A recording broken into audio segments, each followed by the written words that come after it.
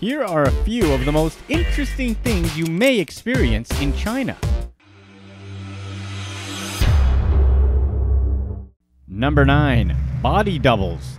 The practice of hiring body doubles or stand-ins is well documented by official Chinese media.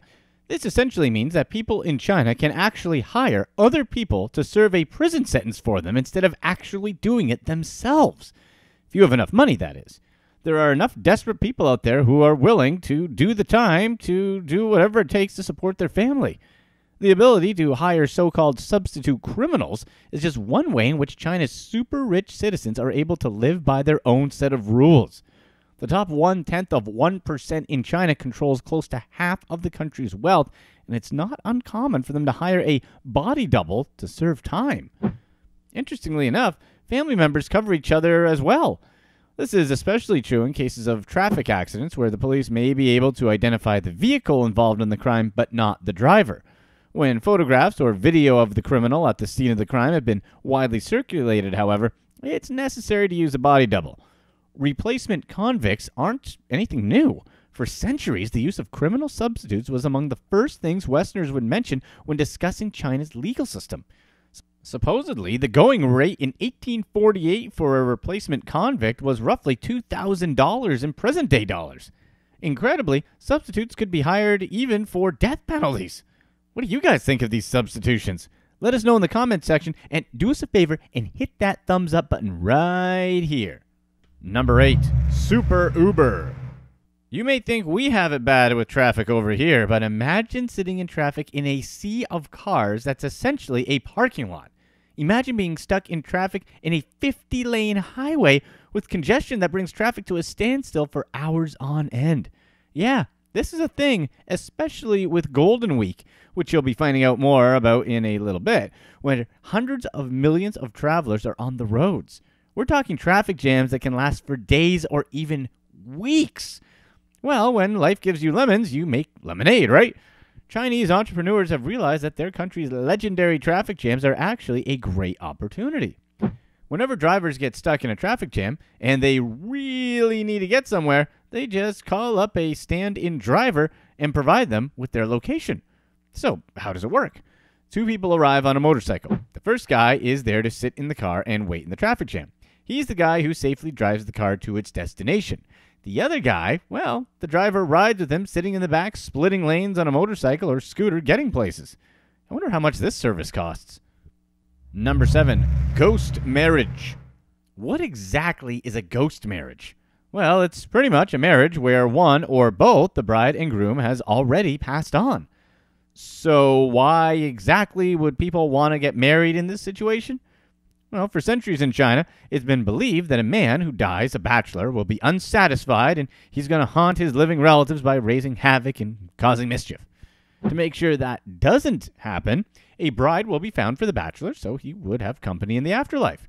However, that's not the only reason.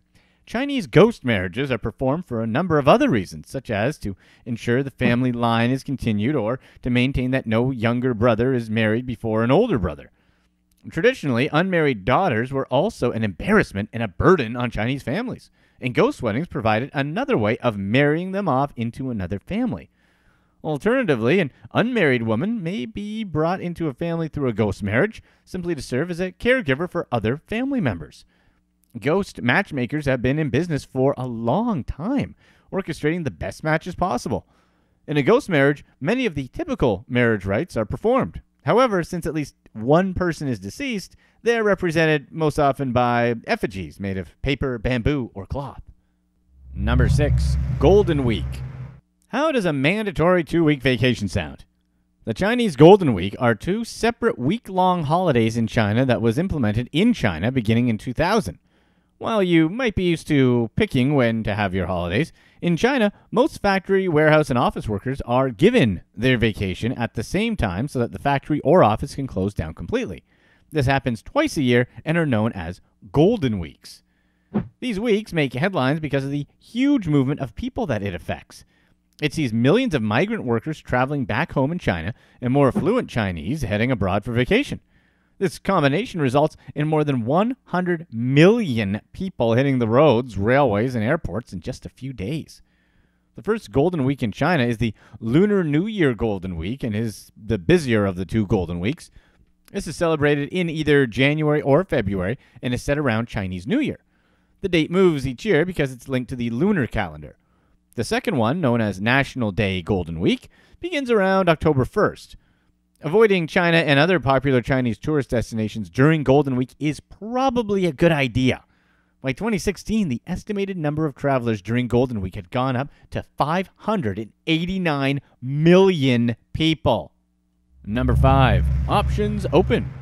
Too drunk to drive, but still want to get your car home? Don't worry, there's an app for that. But really, though, why not just Uber out in the first place? Services like Uber have launched in China, and the country is home to plenty of taxi apps. But one Chinese startup has figured out a different way of helping you get a ride. This Beijing-based startup is called BAIJIU, which literally translates to e-take home. The BAIJIU service operates all day and night, with different pricing for different times, of course. What BAIJIU offers that makes it different from all other rideshare services is its option for rescuing you if you've had too much to drink and you're in no condition to drive. In that case, the designated driver arrives on a foldable bike that can be put in the trunk, and then drives you and your car home. After you're safely resting in your bed and getting ready for that hangover in the morning, the designated driver rides his or her foldable bike back home. Again, why not just Uber out in the first place? I guess it's for those people who always say, I'm going to have one, and then they go ahead and have 10. Number 4, BAIJIU culture. BAIJIU, which literally means clear liquor, has yet to become popular in the Western world. To people unfamiliar with the taste, BAIJIU can smell and taste so strong that it's often described as drinking liquid razor blades. Who wants shots right now? Many businessmen who travel to China for business all know too well the distinct taste of BAIJIU. It's consumed in high quantities during business dinners and banquets, all as a part of doing business in China. BAIJIU is typically made by mixing steamed sorghum grains, water, and a special fermentation agent called jiqu. It's then aged in an underground pit or buried jar for anywhere from a month to 30 years. Drinking culture is very important in China, and the ritual of drinking BAIJIU is an important part of building and maintaining relationships. If you're going to be doing business in China, it might be a good idea to just go ahead and start drinking rubbing alcohol to get used to the taste. Okay, that's a joke. Please don't do that. But really, though, be prepared to drink it with partners, colleagues, or friends. It's a complex drink that takes time for an unfamiliar palate to adjust to. But if you can learn to appreciate its distinct savory flavor, it can make your experience at such occasions much more enjoyable and help you appreciate something of Chinese culture. Number 3, refusing gifts. If you think that the act of gift giving is something that doesn't require putting much thought into, think again. Giving gifts in China follows a strict set of etiquette. Rules apply when giving and receiving gifts. Lavish gift giving was once an important part of the Chinese culture, but today, much like companies in the U.S., official policy forbids lavish gift giving as it can be considered bribery. Smaller, less expensive items aren't seen as a bribe, but in any case, gift giving is still given with discretion. In Chinese culture, for anyone, when they're given a gift or a favor, they won't accept the gift when it's first presented, even though you know they totally want it. They'll politely refuse 2 or 3 times to reflect modesty and humility. The gift giver will have to insist, and eventually the gift will be accepted. Accepting something quickly makes a person look aggressive and greedy. This goes for opening a gift in front of the giver as well. Don't be surprised if your gift to a Chinese person is simply put aside to be opened later. Gifts are opened in private in most cases to avoid any potential embarrassment and loss of face for either party. Number 2, bodily fluids. The first thing many people notice after arriving in China is that a ton of people spit in public. It's mainly older people, but some members of the younger generation have no shame about spitting onto the pavement in public either. Clearly, the fact that there are many polluted areas in China and the fact that many people smoke is linked to why many people spit. In Chinese culture, it's believed that getting rid of excess fluids is a healthy act. This belief has been around for hundreds and hundreds, if not thousands of years in China. They believe that not expelling fluids will make them sick. It's that whole explanation of better out than in. And this goes for other bodily stuff as well, except this is more for kids. Maybe the next time you're in China, you'll be lucky enough to see a kid doing a number 1 or even a number 2 with the supervision of his or her parent on the sidewalk, or maybe even in a building. Have you ever been to China before? Have you experienced anything we've discussed so far? Let us know in the comments section about what you think, even if you haven't. Number 1, nail houses. If you see a single house by itself in the middle of a huge construction site, you may think that it's some sort of protected historical landmark or something. Actually, that couldn't be further from the truth, as these houses are actually a symbol of resistance. These houses are known as BAIJIU in Chinese, which can be literally translated to nail house. Buildings like this represent owners who are like stubborn nails that stick up, defying state-ordered evictions and demolitions by refusing to vacate their properties. Nail houses have come to be common in a country that perceives urbanization as a vital political, economic, and ideological project. The major problem that leads to the emergence of these houses is the fact that the compensation for families whose homes are on the brink of demolition is lower than what the owner believes is deserved. Offers are usually based on pre-development valuations of properties, which is usually far lower than the property that replaces them. So, instead of settling for what they're offered, nail house holders endure power cuts, limited service, and threats of forced eviction and demolition.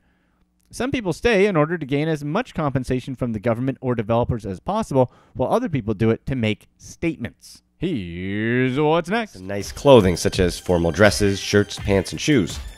There are places in North Korea where you're expected to be dressed relatively formally, so if you're going to go there, you're expected to dress for the occasion.